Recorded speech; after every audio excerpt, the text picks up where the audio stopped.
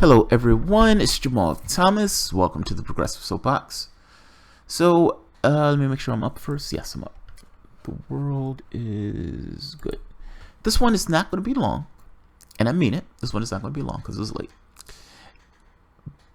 When someone responds to me or says something to me on Twitter, depending on what it is, sometimes I ignore it. But when the person is being earnest, I sometimes want to explore it, particularly when it's a good comment or a good topic to explore.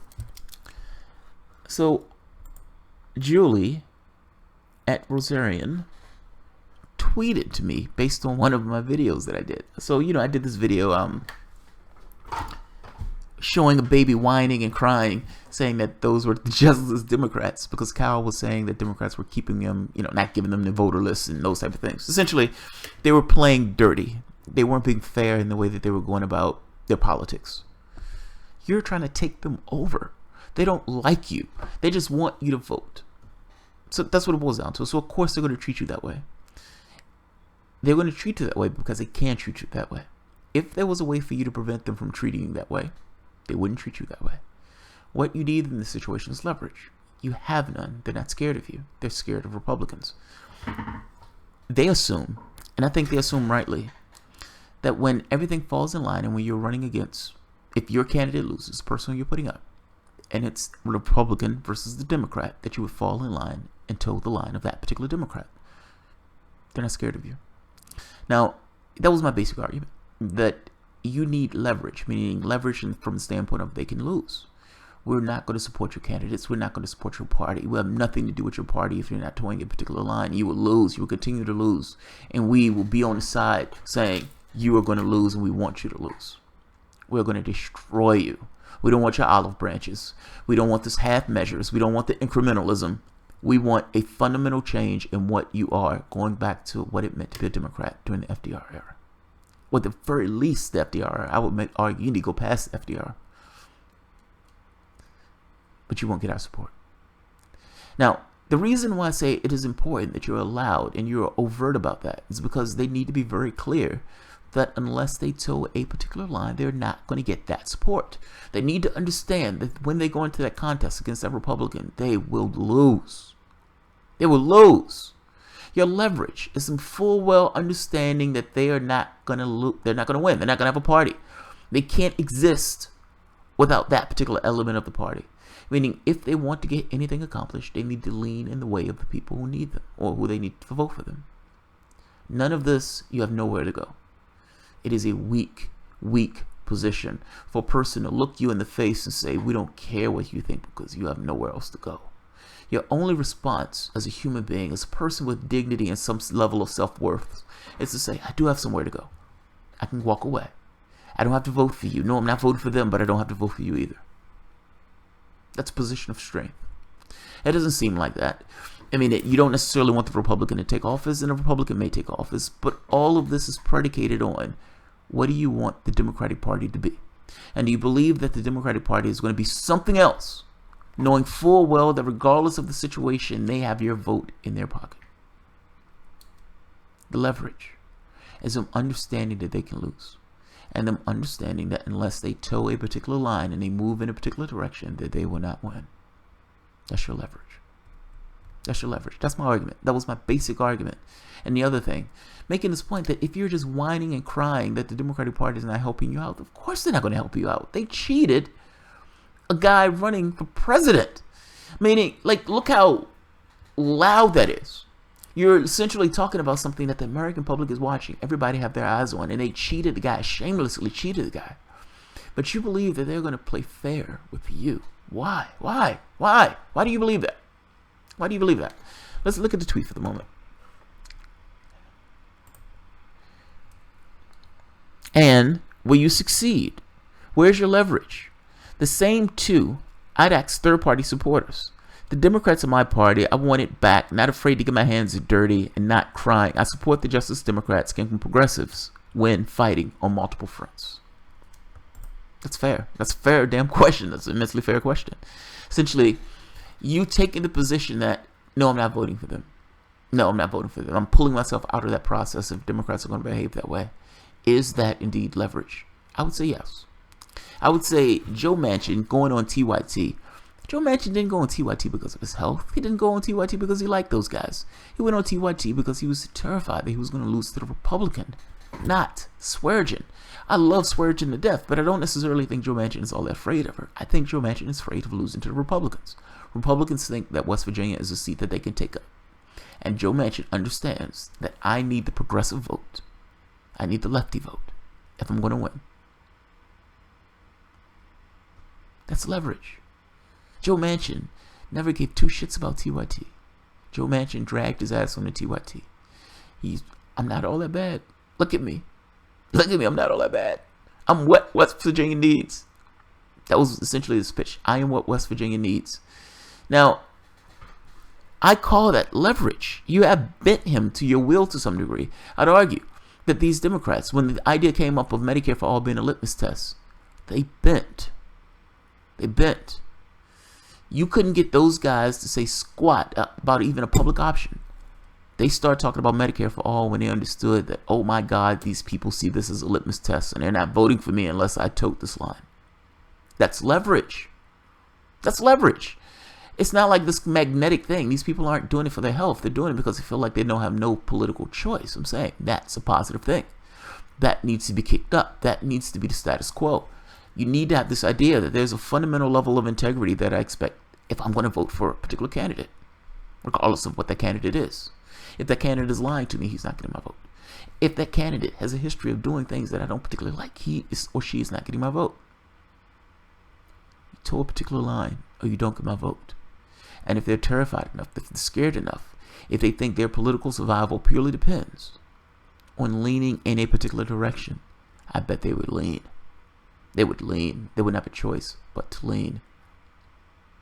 You assume that power. You assume that leverage by being willing to say no, being willing to say I'm taking my ball and I'm going home. That ball being my vote and I'm going home. I'm voting for the Green Party candidate. I'm voting for the third party, whether that's socialists or anarchists, whatever. Whatever that other person is, or I'm writing something in. Just because you are not as batshit crazy as a Republican candidate doesn't give you carte blanche to do whatever you want in that office. And just giving them your vote in this perfunctory way allows them to do whatever they want to do in that office. You have no place else to go.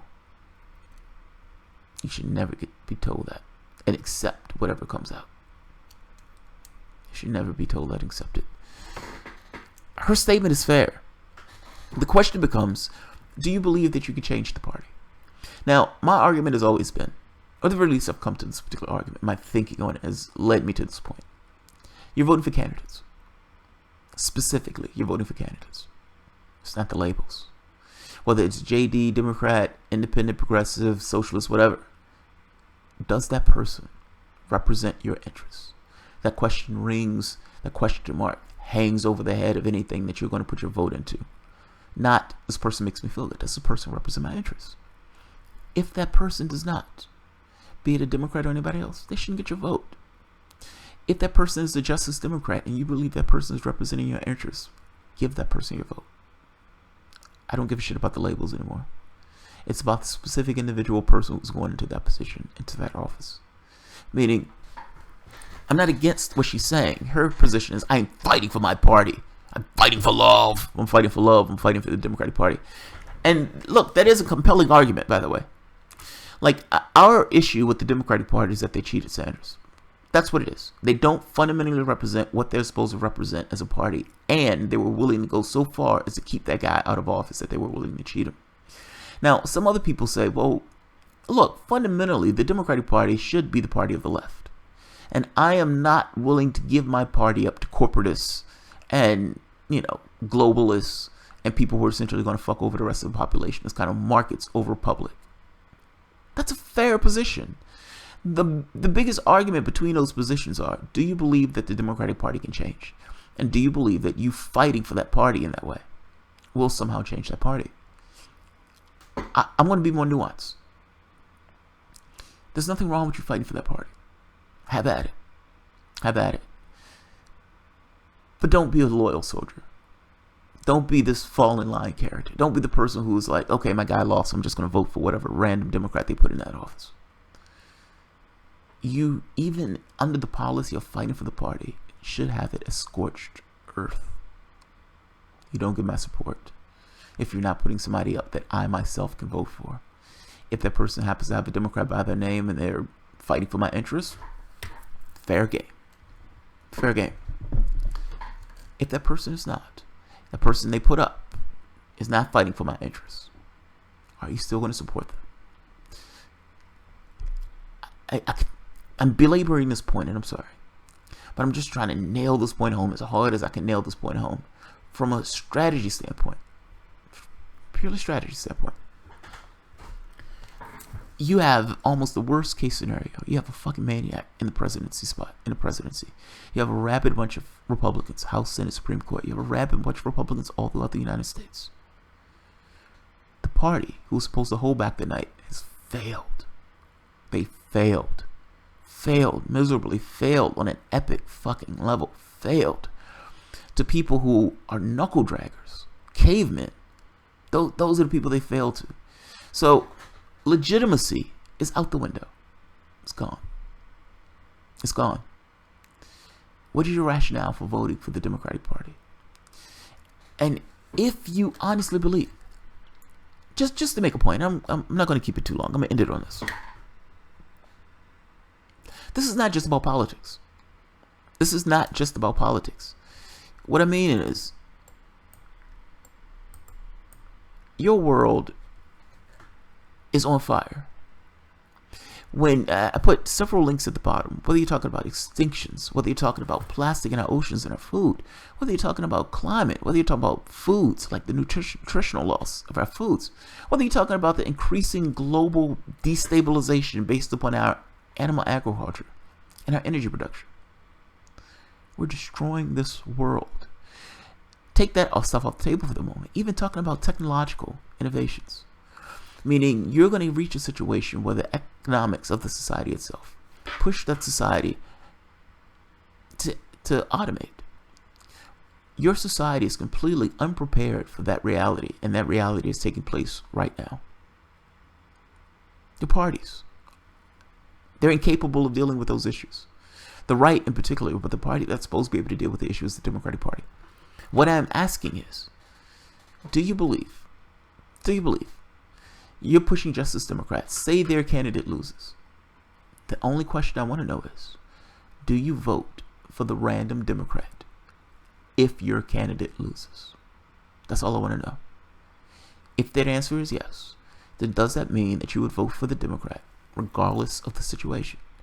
And if that means yes, then your vote is perfunctory. It doesn't matter what they do in their office. They take your vote for granted. How do you change a party that, for the most part, looks at this stuff and says, you have nowhere else to go? If that's the arrogance and position of the party, then your answer, the only answer, is to leave. Either you need to have enough numbers where you can take that party over through elections, or you need to leave, meaning let that party fail, and fail enough where it's weak enough for you to cannibalize. I see no other two paths. No other than those two paths. Now, if that means you could somehow change the party with Justice Democrats, God bless. Have at it. If that means your candidate can get those people out their seats and you can take in those seats and you can fundamentally change things, God bless. You have my blessing. You have my blessing. All I'm saying is, in that particular video, I was more so talking about the crying, saying, oh my God, Democrats aren't helping us do blah, blah, blah. Of course they're not. They cheated your guy. Why did you think they were going to somehow play patty cakes with you when you finally decided to put your candidates up? I have no issue with you going the Justice Democrat route or brand new Congress route or how to attack that party in the way you can attack that party. Have at it. I'm just saying, if, God forbid, Julie, if your candidate loses, who are you going to support? Who are you going to support? Are you going to be a loyal soldier and vote Democrat regardless of the situation? Or are you part of the group, part of the loud crowd that's saying, we want something different? No. Are you part of the no, the hashtag no crowd? No. No. We don't accept what you're giving just because the other party is batshit crazy. We don't accept the candidates that you're putting up just because the other party is batshit crazy. You need to fundamentally change. And until you fundamentally change, you do not get our vote. You do not get our support. You will get our scorn. You get us talking about you in bad terms, using very bad language. That's what you get until you toe a different line. That's my position. I think that position is fundamentally right. It's not that I like the fact that Republicans are going to take office on that. It's just that I understand that if something needs to take place in this country, it takes place from the left. Meaning the only edifice that we have right now for that is the Democratic Party. If that party has no intention on changing its ways because that party understands that you have nowhere else to go, then you need to break it. You need to break it. Now, maybe if you break it, you can take it over and turn it into something else. But ultimately, just supporting it blindly does not get you to where you want to go. That's all I'm getting at. That is all I'm getting at. All right, yeah. That's the point I wanted to make. Oh, wow. I have people up this late. Dow 305. Only if they're to the left in any way, a populace on the right will be made use of bigly. That's funny. Carl Kaiser. We have to crush corporatist Democrats one way or the other. Even if Republicans win in the short term, we must remove the presumption of loyal Democrats that they are in the center of gravity of the left. Agreed. Agreed. Agreed. What is the situation? What is the situational politics in this country? If organizations like TYT and all of these lefty groups all at once said no, hashtag no, no, we do not approve. We don't approve. Republicans are batshit crazy. Fair enough. That doesn't give you carte blanche to be whatever you want to be. Period. We don't approve of your behavior. We don't approve of your actions. And if you behave in this way, if you don't toe this line, you don't get our votes. That should be the position of all of these indie networks, all of these networks that claim to be progressive and everything else. That should be the out and out loud position. If you want to behave in the way that you're behaving, then you can fail on your own. Call it a relationship. At some point, the person has to walk away. If you're an abused partner, somehow you got to get the strength and the gumption built into you to say, no, no, even if you whisper it. No, I don't approve of your actions. I don't approve of your behavior. Because I don't approve of those things, I will not be a part of this process. And you leave and you walk. And you walk. Hashtag walk away. You want to call it dim exit? Call it whatever you want.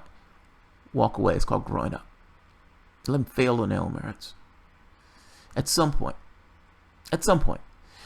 somebody, some brave soul, some bright and enlightened soul is going to say, hey, maybe we should do something different in order to get those votes. Otherwise, there is no enlightened soul in the party. It just crashes and burns. And yes, I understand what that means, in the sense of Republican rule. It's not that I like it. Republicans are fucking maniacs. But that doesn't give Democrats carte blanche. Like, it's almost, and I like to describe it in terms of a relationship. It's like, a guy telling a woman, nobody else will love you. Nobody else will love you. You better stay here with me in this abusive relationship. At some point, she says, I don't give a shit what's out there. I'm not staying with you. Just because what's out there may be bad, it doesn't necessarily mean you can treat me in the way that you treat me. And you say no, and you walk away. That needs to be the point. I don't care what the network is. All of the networks should have the same tenor. No! No! If you're calling yourself a progressive, if you're calling yourself a lefty, if you're calling yourself a socialist, whatever you're calling yourself, if you're honestly looking at that party and you're still saying, okay, I'll vote for the Democrat because the Republican is batshit crazy, then you are creating the society to which you live in. At some point, you need to say no.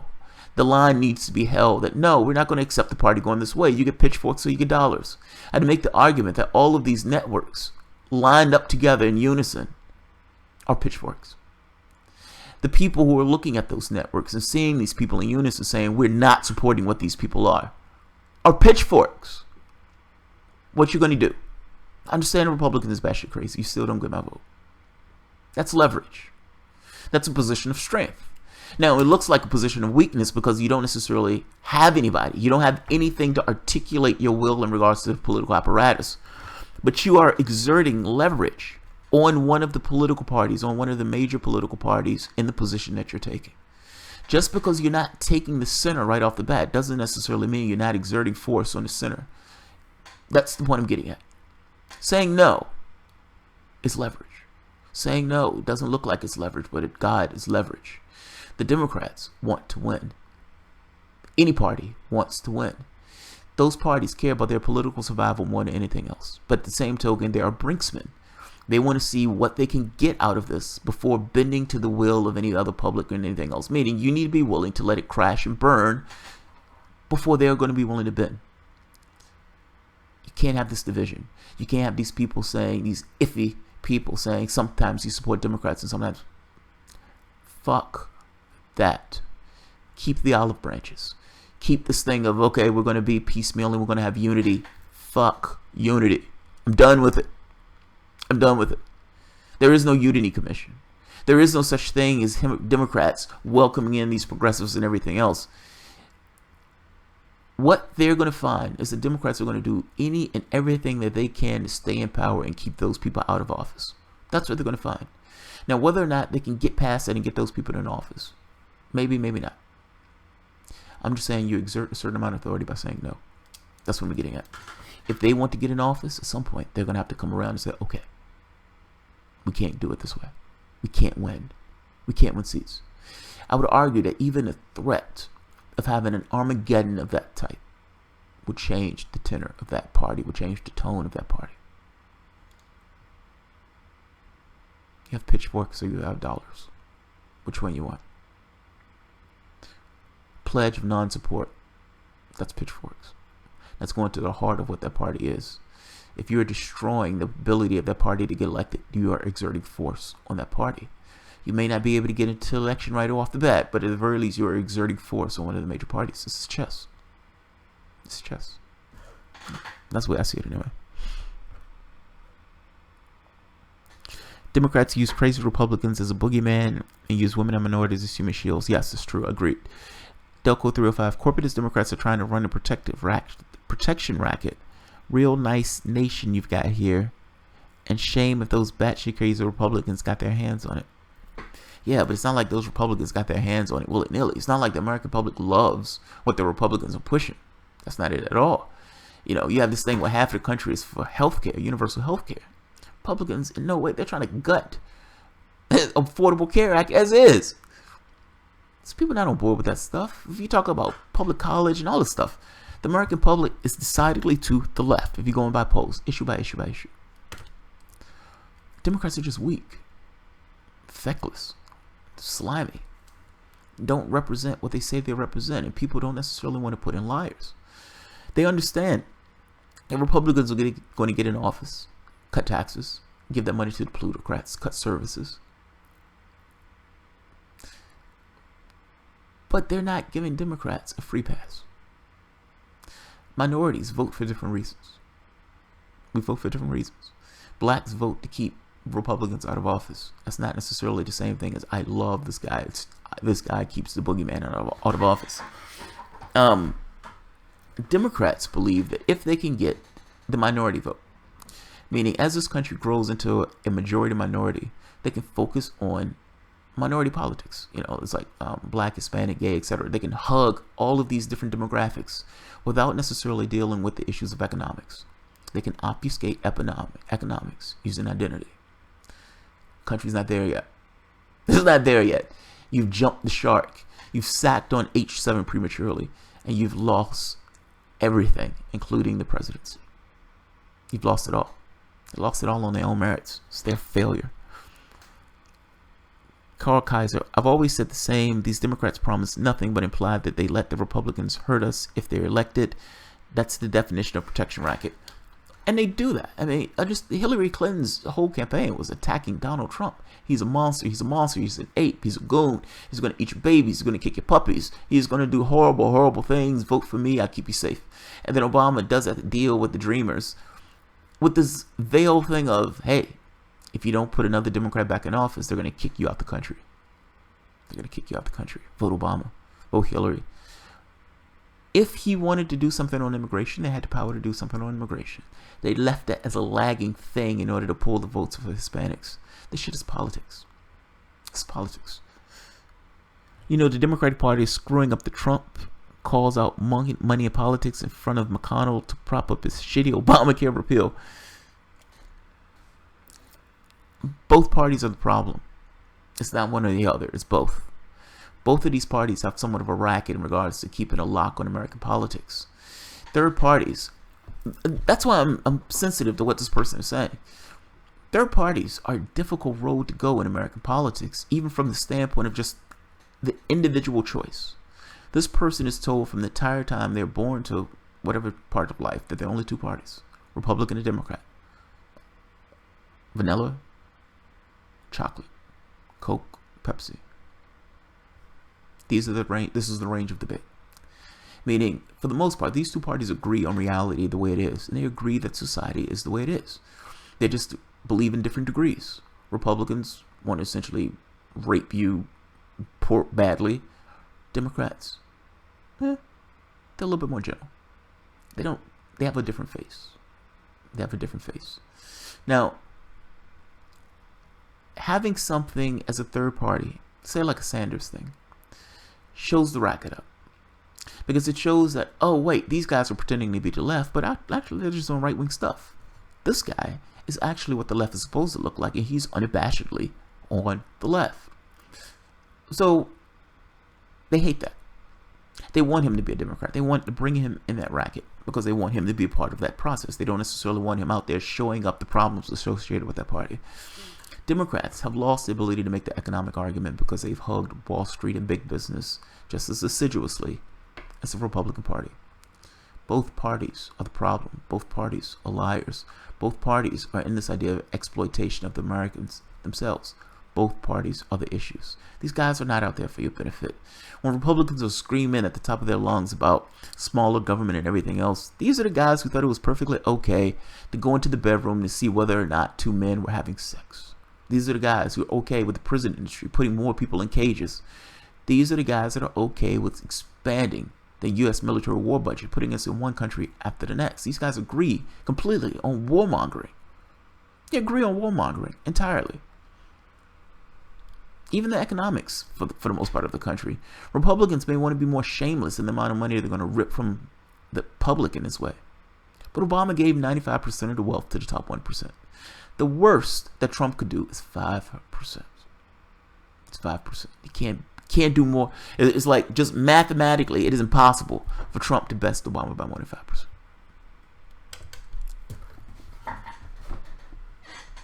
These parties are a problem.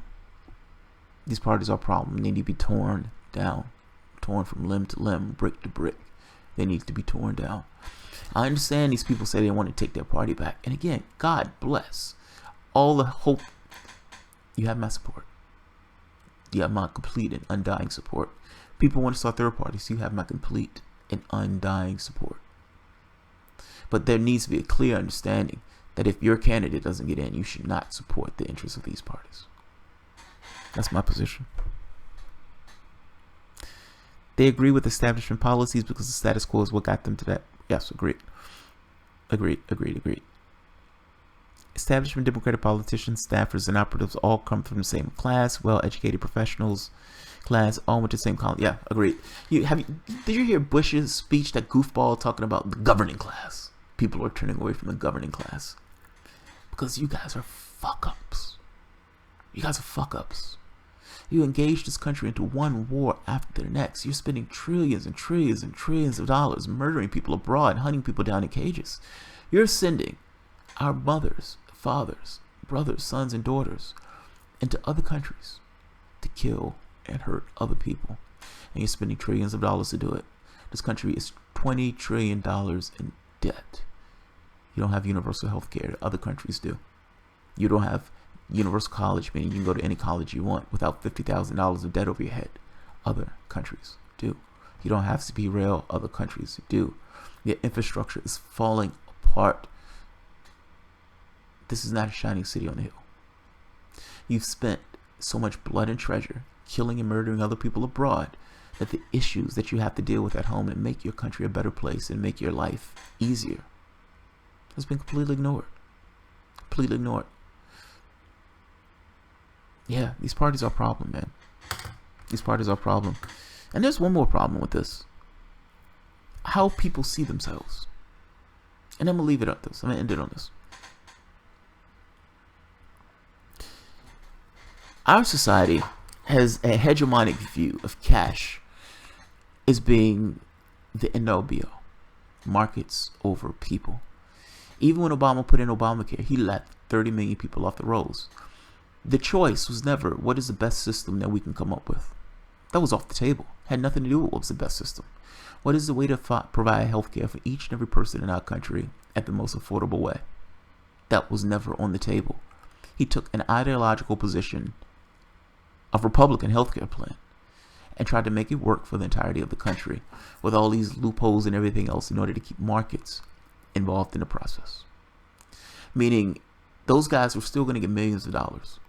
Meaning your money was going to services that was completely unnecessary. Meaning insurance companies, completely unnecessary. Well, Medicare could have done the work for a quarter or less than that of the overhead. Medicare's overhead is like 2%. Those insurance companies were getting at least 30%. Meaning a lot of the money that you were paying for that service that was not necessary, this vampiric service, could have been replicated by Medicare for like nowhere near the cost. He wanted to keep markets in the process. He wanted to keep those people to be able to keep their pockets being stuffed.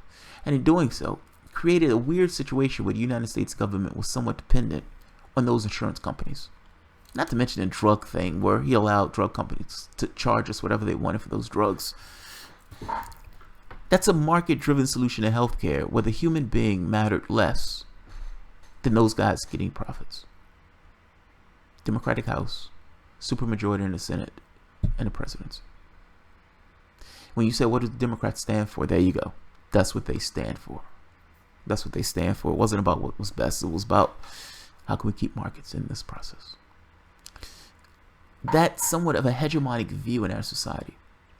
That view needs to change.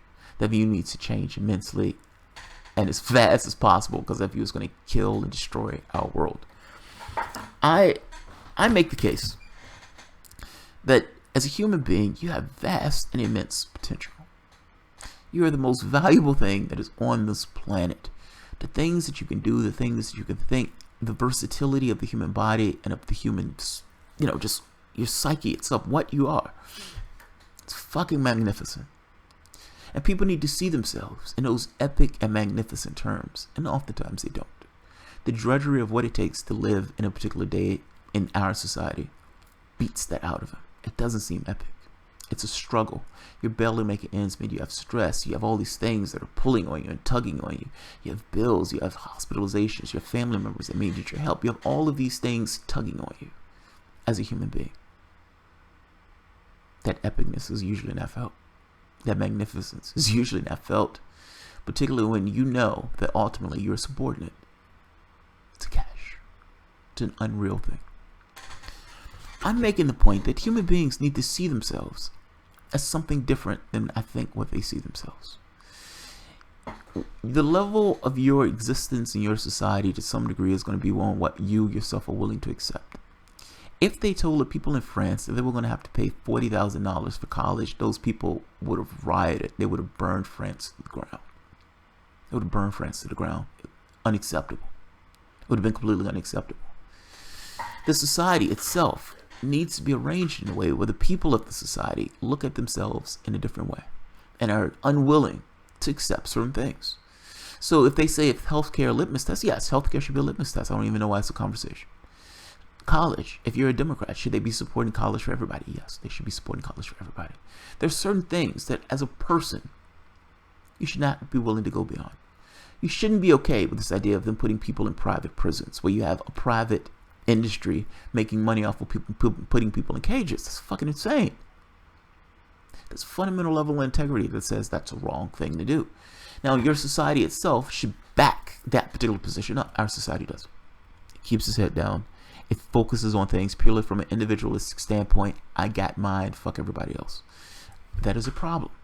That is a problem. And it allows this level of division in order to keep the person and keep these things down. As if I'm saying this poorly. I'm just trying to make this point. How you see yourself in many respects and how the society collectively sees itself defines to some degree the level that that society is going to be willing to accept. Certain societies wouldn't dream of accepting certain things that are okay in this country. That's what I'm getting at. If you're in one of the Western countries, this standard of living is abominable in comparison. It is abominable. I wonder if Americans don't know. I wonder if the propaganda that this was the greatest country on the planet just sunk in to that degree where they just, this is the greatest country on the planet. This is just the way things are. Wake up. Wake up. It doesn't have to be this way. It doesn't have to be this way.